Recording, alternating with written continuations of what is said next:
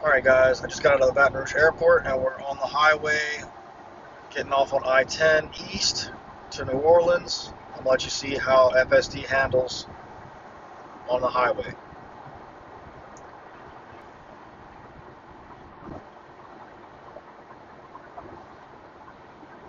Yeah, as you can see, it's really smooth. Right now we're in hurry mode, which is there are Mad Max, hurry, um, Mad Max, hurry, standard, chill, and sloth. So 5 different modes to choose from. Let's go through them real quick.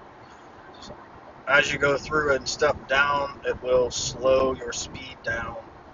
And sloth being the slowest speed, it'll go exactly the speed limit with sloth. Chill it'll go like 2 or 3 miles over the speed limit. Standard, it'll go about 5, 6 miles over the speed limit. Hurry is about 10 miles over the speed limit. And Mad Max is kind of whatever it feels like doing, up to 85 miles an hour. So you just got to kind of take it as it comes, I suppose. But yeah, it's other than me transitioning through the modes right there. I don't know if it was focused in on that or not. Let me see.